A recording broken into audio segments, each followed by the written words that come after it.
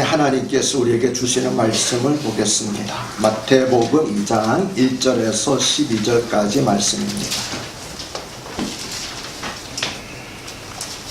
마태복음 2장 1절에서 12절까지 말씀 보겠습니다. 저와 함께 한 절씩 교독하시겠습니다. 제가 1절을 먼저 읽습니다. 헤롯 왕 때에 예수께서 유대 베들레헴에서 나심에 동방으로부터 박사들이 예루살렘에 이르러 말하되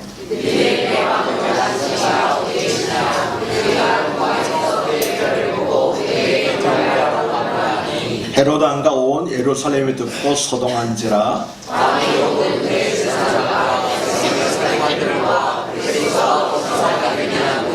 이르되 유대 베들레헴에 오니 이는 선지자로 이렇게 기록된 바 또 유대와 베들레헴아 너희 유대의 모퉁에서 난 자체할 만이라 내게서 한 다스리는 자가 나와서 내 백성 이스라엘의 목자가 되리라 하였으니라. 이에 헤롯이 가만히 박사들을 불러 별이 나타난 때를 자세히 묻고 베들레헴으로 보내어 이르되 가서 아기에 대하여 자세히 알아보고 가거든 내게 보아요.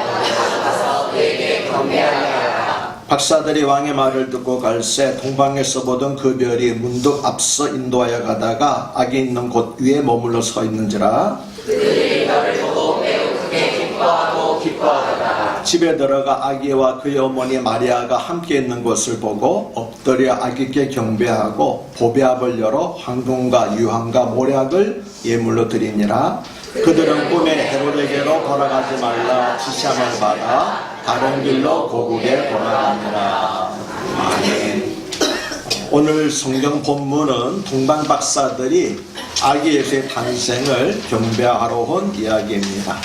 동방 박사들은 성탄절 카드에 낙타를 탄 세 사람이 밤하늘의 별을 가리키는 모습으로 혹은 목자들과 함께 마구간에서 아기 예수를 경배하는 모습으로 그려져 있습니다.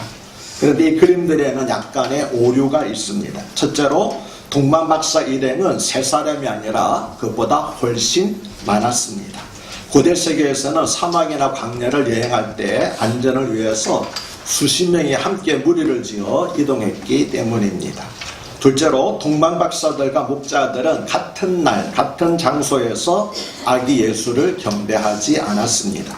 목자들은 예수님의 탄생하신 직후에 베들레헴의 한 움막에서 아기 예수를 경배했지만 동방박사들은 그로부터 약 1년이 지난 후에 베들레헴에 있는 한 집에 들어가 아기 예수를 경배했기 때문입니다. 이 사실은 동방박사들은 아기 예수를 경배하기 위해서 길게는 1년 짧게는 수개월 동안 긴 여행을 감내했다는 사실을 우리에게 알려주고 있습니다. 그리고 이것을 생각하면 마음이 숙연해집니다. 우리는 성탄절을 준비하기 위해서 하루 이틀 시간을 내는 곳에도 인색하고 불평하기 때문입니다. 그러면 아기 예수를 경배하러 온 동방 박사들은 어떤 사람들이었을까요? 먼저 동방에서 왔다고 한 것을 보면 이스라엘의 동쪽에 있는 한 나라에서 온 것이 분명합니다. 그리고 긴 여행을 한 것을 보면 이스라엘과 인접한 나라가 아니라 멀리 떨어진 나라였음을 알 수 있습니다. 동방박사에 관한 또 한 가지 중요한 사실은 박사라고 하는 그들의 신분입니다. 한글 성경에서 박사라고 번역한 원어는 마고이입니다. 마고이는 고대 바벨론과 페르시아에서 점성술사 혹은 천문학자를 가리키는 명칭이었습니다. 그런데 예수님의 탄생할 당시에 바벨론이 이미 역사에서 사라졌기 때문에 아기 예수를 경배하는 동방 박사들은 아마도 페르시아, 즉 지금의 이란에서 온 점성술사였을 가능성이 큽니다. 고대 페르시아에서 점성술사들은 우리가 흔히 생각하는 그런 점쟁이가 아니라 상당한 지위의 고위 관료였습니다. 그들은 별자리를 관측하고 자연과 계절의 변화를 읽는 사람들로서 제국의 풍요와 번영을 위해서 왕에게 조언하는 최고 계급에 속한 지식인들이었습니다. 그런데 그러한 고위직의 사람들이 그것도 한두 명이 아니고 여러 명이 마치 페르시아에서 보낸 사절단처럼 아기 예수를 경배하러 온 것은 단순히 유대인의 왕으로 나신 이를 경배하러 왔다고 보기에는 다소 무리가 있습니다. 최근의 연구에 의하면은 그 당시 고대 페르시아 제국의 뒤를 이은 나라가 파르티안 제국이었는데, 파르티안 제국은 로마 제국과 대결하면서 차츰 쇠락해 가고 있었습니다. 그래서 동방 박사들은 새로 태어난 유대인의 왕에게 주목하였다는 것입니다. 박사들은 이 아기가 태어날 때 나타난 유달리 밝은 별을 보고 이 아기가 장차 로마 제국의 침략에 맞서서 세상에 평화를 가져다 줄 왕으로 기대했습니다. 그래서 그들은 먼 길을 마다하지 않고 유대인의 왕이자 세계 평화를 가져다 줄 만왕의 왕으로 나신 이를 경배하러 왔다는 것입니다. 이처럼 마태는 동방 박사들의 경배를 통해서 예수님은 단지 유대인의 왕으로만 오신 것이 아니라 이방인의 왕이기도 하시고 만왕의 왕으로 오신 분임을 증거하였습니다. 그런데 1절에서 3절을 보면 박사들이 예루살렘에 이르러 유대인의 왕으로 나신 이가 어디 계시냐, 우리가 동방에서 그의 별을 보고 그에게 경배하러 왔노라라고 하는 말을 듣고 헤롯 왕과 온 예루살렘이 듣고 소동하였다고 기록합니다. 여기서 소동하였다고 하는 것은 마치 지진이 난 것처럼 크게 흔들리는 것을 말합니다. 따라서 이 단어는 그 당시 예루살렘 성내의 극심한 불안과 공포를 생생하게 전해주고 있습니다. 그러면 동방 박사들이 유대인의 왕으로 나신 이가 어디 계시냐라고 하는 말을 듣고 왜 헤롯 왕과 온 예루살렘이 그토록 소동하였을까요? 그 이유는 헤롯 왕은 유대인이 아니라 에돔 족속 출신이었기 때문입니다. 에돔 족속은 이스라엘 민족의 조상인 야곱의 쌍둥이 형인 에서의 후손들을 가리킵니다. 그런데도 불구하고 에돔 족속 출신인 헤롯이 유대인의 왕이 된 것은 로마 황제에게 막대한 뇌물을 바쳐서 왕의 자리를 따왔기 때문입니다. 문제는 헤롯이 로마 황제에게 바친 엄청난 뇌물을 회수하기 위해서 유대 백성들을 착취한 것입니다. 따라서 유대 백성들은 절대적 빈곤에 허덕일 수밖에 없었습니다. 그뿐만이 아닙니다. 헤롯은 권력 집착증에 빠진 사람이었는데 그가 권력에 집착하면 집착할수록 권력을 잃는 것에 대한 불안과 두려움도 심해졌습니다. 그 결과 그는 주변 사람들, 심지어 그의 후계자로 거론되었던 두 아들과 아내까지 죽였습니다. 그래서 당시 로마 제국의 황제였던 아우구스투스는 헤롯의 아들이 되느니 차라리 헤롯의 돼지가 되는 것이 낫다라는 유명한 말을 남겼습니다. 이런 까닭에 당시 유대 전역에서는 권력층의 폭압을 견디지 못해서 끊임없이 폭동이 일어났습니다. 그리고 대다수의 유대인들은 부패한 정치 체제를 바꾸어줄 새로운 유대인의 왕, 곧 메시아를 갈망하고 있었습니다. 그런데 헤롯 왕 곁에서 기득권을 누리는 사람들은 거의 대부분이 예루살렘에 모여 살고 있었습니다. 마치 김정은의 추종자들이 다 평양에 살고 있는 국가 같습니다. 따라서 그들은 헤롯을 유대인의 왕으로 따르면서 그 왕권을 유지하는 데 불만한 반면에 예루살렘 성 밖에 살고 있던 대부분의 백성들은 새로운 유대인의 왕의 도래를 간절히 기다리고 있었던 것입니다. 바로 그런 상황에서 어느 날 동방으로부터 한 무리의 박사들이 예루살렘에 도착한 것입니다. 그리고 그들은 온 성을 충격과 공포로 놀아놓은 질문을 했습니다. 그것은 유대인의 왕으로 나신 이가 어디 계시냐? 우리가 동방에서 그의 별을 보고 그에게 경배하러 왔노라 라는 것이었습니다. 제가 방금 설명드린 역사적 배경을 알면은 이 말을 들은 헤롯과 온 예루살렘 사람들이 왜 그토록 소동하였는지 짐작이 가실 것입니다. 새로운 유대인의 왕의 출현은 로마 제국의 권력에 기생해서 백성들을 착취하면서 기득권을 누리고 있던 헤롯과 그 주변 사람들의 안락하고 풍요로운 삶을 무너뜨릴 것이 분명하기 때문입니다. 하지만 유대인의 왕으로 나신 이가 어디 계시냐는 말을 듣고 소동한 헤롯과 예루살렘들의 모습은 실은 우리 가운데에도 숨어 있습니다. 물론 평소에는 나타나지 않습니다. 그러나 예수님을 믿는 것이 나의 삶에 심각한 도전이 될 때, 예를 들면 나의 시간을 빼앗기고 나의 물질에 손해가 나고 나의 안락함을 포기해야 된다면 우리도 그들처럼 어쩌면 소동할지 모르기 때문입니다. 이건 내가 바라던 것이 아니야. 이러려고 예수 믿은 것이 아니었어요. 내 마음대로 살던 때가 더 좋았어. 그래서 차라리 옛날로 돌아가고 싶어라는 생각을 하는 그리스도인들이 의외로 많이 있다는 것입니다. 즉 헤롯과 예루살렘 사람들처럼 새로운 삶의 방식과 새로운 왕을 거부하고 예전 방식대로 그대로 편안히 살기를 안주하기를 원하는 사람들이 기독교인 가운데도 많이 있다는 것입니다. 그런데 4절에서 등장하는 대제사장들과 서기관들은 우리를 더욱 당혹하게 합니다. 헤롯 왕은 박사들이 말한 유대인의 왕이 그리스도 즉 메시아라는 사실을 알았습니다. 그래서 박사들은 유대인의 왕이 어디 계시냐고 물었지만 헤롯은 대제사장과 서기관들에게 그리스도가 어디서 나겠느냐라고 물었던 것입니다. 그리고 헤롯의 질문에 대해서 대제사장과 서기관들은 즉시 유대 베들레헴입니다라고 대답을 했습니다. 그들은 또 유대 땅 베들레헴아 너는 유대 고을 중에서 가장 작지 아니하도다. 내게서 한 다스리는 자가 나와서 내 백성 이스라엘의 목자가 되리라 하였음이니라고 구약 성경 미가서 5장 2절의 예언을 그 근거로 지시하기까지 했습니다. 왕이요 미가서 5장 2절에 보면 이런 말씀이 있습니다. 그래서 틀림없이 베들레헴에서 났을 것입니다 라고 대답을 했다는 거죠.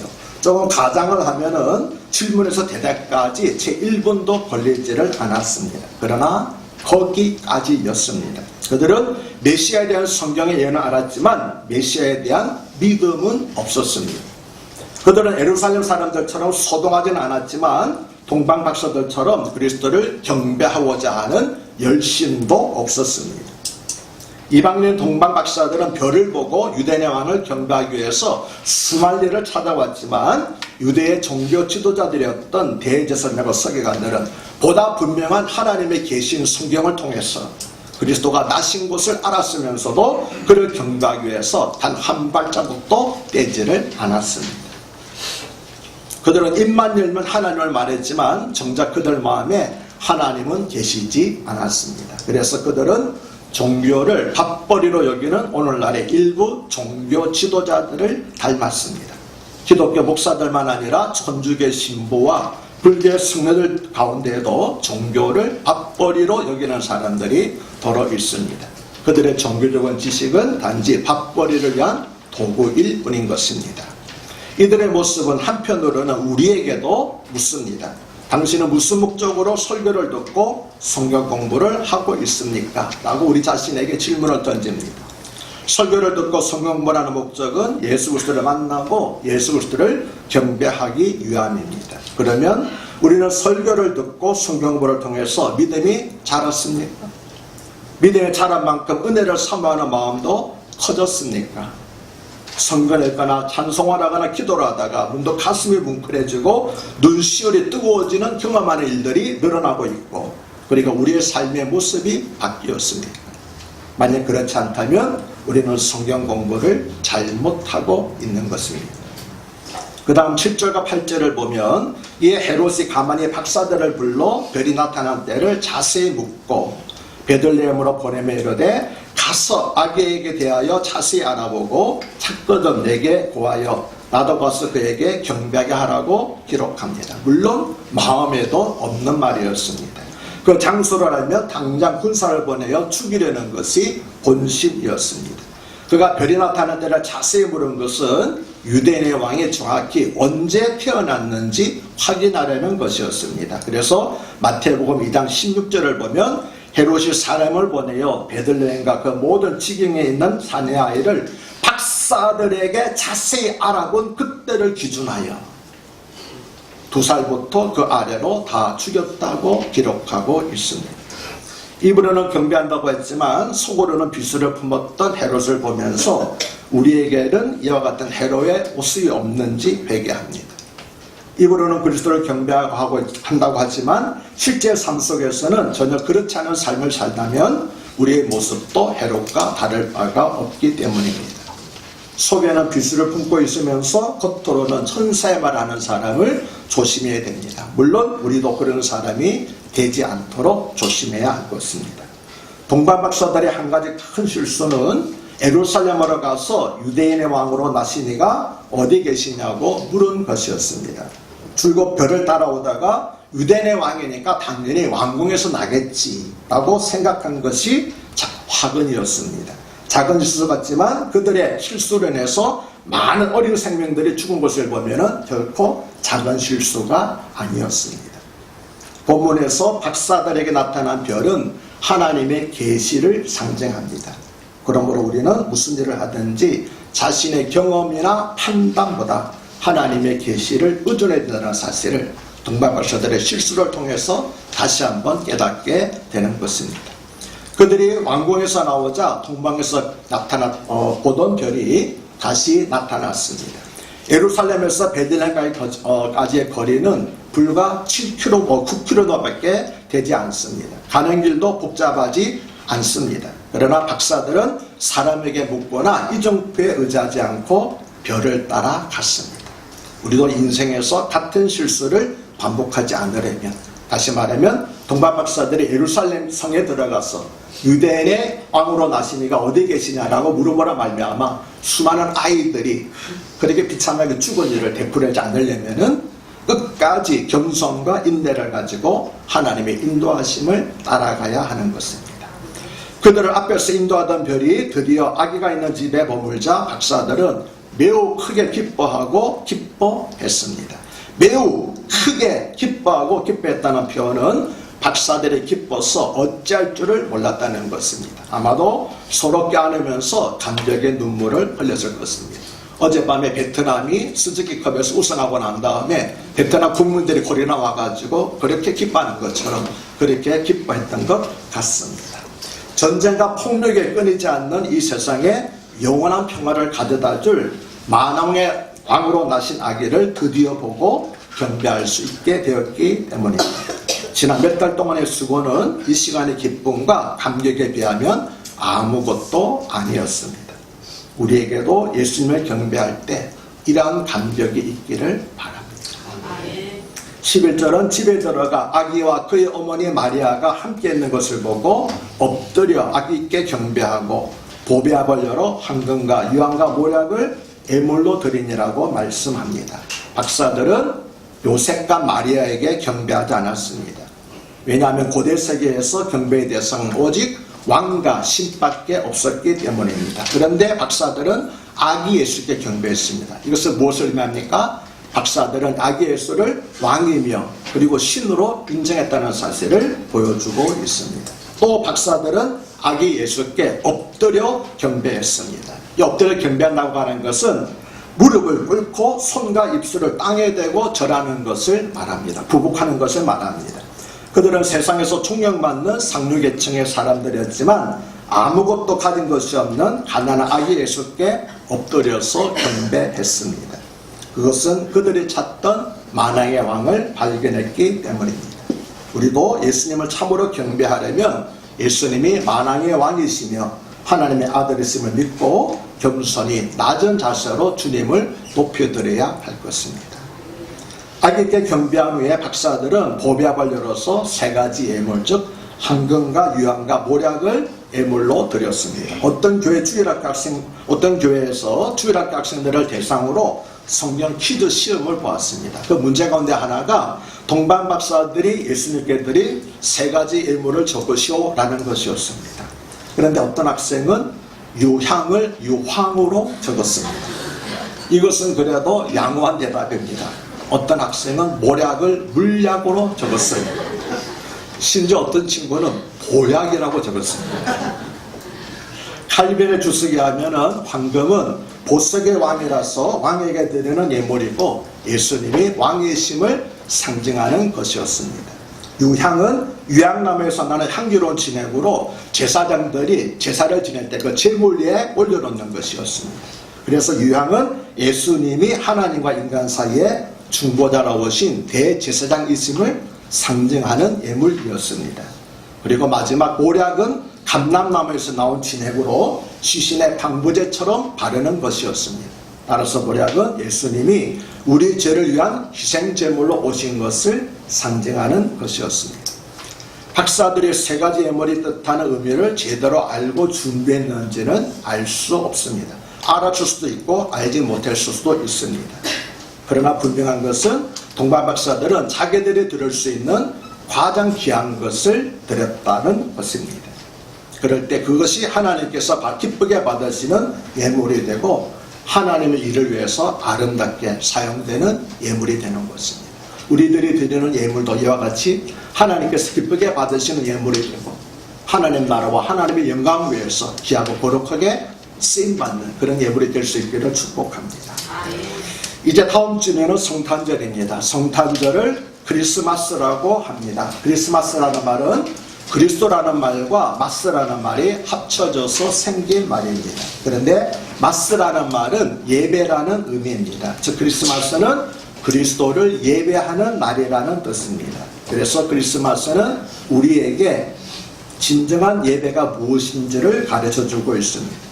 우리는 성탄절기를 맞이하여 아기 예수께 대한 존경의 마음과 경배하는 마음을 가지고 준비해야 될 것입니다. 그런 마음을 가질 때 우리가 드리는 성탄절 예배가 진정한 크리스마스가 될 수 있을 것입니다. 동방 박사들의 경배를 경제 논리로 보면은 참으로 어리석은 행동이었습니다. 이들은 단 한 번의 경배를 위해서 그 먼 거리를 여행하면서 많은 시간을 보내었습니다. 그리고 많은 재물을 드렸습니다. 동방 박사들은 아기 예수께 경배하기 위해서 온갖 노력을 아끼지 않았습니다. 동방 박사들은 별을 보고 아기 예수를 찾아서 먼 거리를 달려왔습니다. 그리고 아기 예수를 인류에게 참 평안을 가져다 줄 만왕의 왕으로 믿고 엎드려 경배하였습니다. 그리고 주님에게 가장 합당한 예물을 드렸습니다. 그러면 우리는 이번 성탄절에 어떻게 아기 예수를 경배하려고 준비하고 있습니다. 어떻게 하면 우리 주님께서 흐뭇해하시고 기뻐하실까요? 동방박사처럼 비싼 예물을 드리라는 것이 아닙니다. 많은 시간과 경배를 드리라는 것도 아닙니다. 하지만 나를 죄와 사망으로부터 구원하시기 위해서 인간의 육신을 입고 죽으러 오신 주님의 은혜와 사랑을 생각한다면 최소한의 성의는 보여야 하지 않겠습니까? 아무런 감동과 성의 없이 마지못해 성탄 축가잔치에 참여한다면 차라리 그럴 바에야 내년부터는 성탄 축가잔치를 하지 말라고 주님께서 말씀하시지 않을까요? 오늘부터라도 열심히 정성을 다해서 그리고 기쁘고 즐겁게 예수님의 생일잔치를 준비하시는 우리 큰사랑교회 성도님들이 되시기를 주님 이름으로 다시 한번 축원합니다. 아멘. 우리 주님께서 탄생하셨다는 별을 보고 동방의 박사들은 그 즉시 모든 준비를 갖추어서 수개월 수만리에 이르는 여행을 감당을 했습니다. 그리고 많은 어려운 끝에 주님 계신 곳을 찾아가서 주님을 만나서 엎드려 진심으로 경배를 하면서 세 가지 예물을 드려 주님께 합당한 예물이 되게 하여 주셨습니다. 이방인인 동방박사들도 이렇게 경배를 하였지만 정작 유대인의 제사장들과 서기관들, 종교 지도자들은 주를 경배하기 위해서 단 한 발자국도 옮기지를 않았습니다. 모르는 것이 아닙니다. 알면서도 행하지를 않았습니다. 은혜를 알지 못했기 때문입니다. 지금 우리는 주님을 어떻게 생각하고 있습니까? 그저 머리로만 주님을 알고 있지 않습니까? 나를 위해서 죽으시고 인류 평화를 위해서 오신 주님을 내 머리로만 받아들이고 있지는 않습니까? 주여, 어떤 분이 말씀하기를 머리로부터 가슴에까지 내려가는데 30년이 걸렸다고 하는 고백을 들었습니다. 주여, 우리는 아직도 주님의 머리에만 있고 가슴에 내려가지 않고 있지는 않습니다. 주여, 불과 30cm도 되지 않는 이 긴 거리를 30년 동안 기다리면서 방황했던 목사님은 그래도 그나마 낫습니다. 주여, 우리 주님, 2000년에 오신 주님, 그 주님이 이제 머리에서 내 가슴 속으로 들어오게 하여 주시옵소서. 진심으로 주님을 영접하는 주의 자녀들 되게 하여 주시옵소서. 우리를 위해서 죽으러 오신 주님을 생각함으로 많은 것 드리지 못한다 할지라도 최선을 다하여서 정성으로 주님 오신 날을 준비하고 기념하고 축하하는 저희들이 되게 하여 주시옵소서. 형식적으로 번거롭게 생각하는 은혜도 모르는 사람들이 결코 되지 않게 하여 주시옵소서. 우리 주님 예수 그리스도를 받들어 간곡히 기도드려옵나이다.